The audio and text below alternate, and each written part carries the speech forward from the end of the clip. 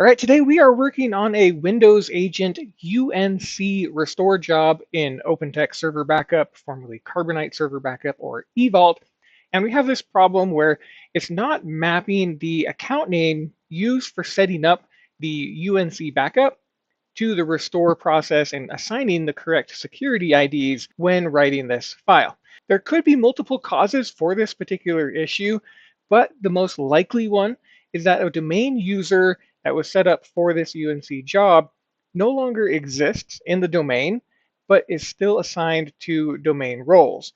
The most likely fix for this is going to be editing your job and fixing the account used to do the backups. I'll show you where to edit that credential in the job configuration, but for the moment, we're going to go through this restore process so that you can get your data.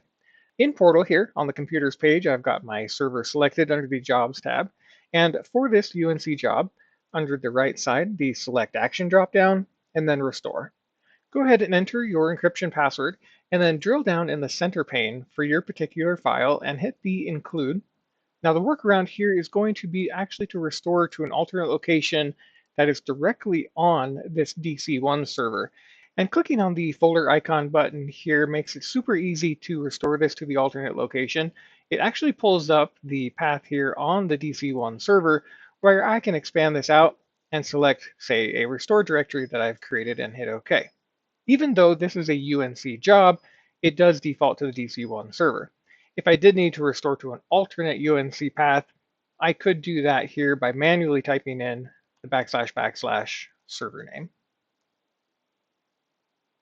Now that my restore is complete, we'll jump over to the DC1 server, and we can see in the C drive restore folder, I have my executable file, and that is the workaround for that particular error that you get. If you have any questions on this process, go ahead and comment down below, and we'll catch you in another video. See ya.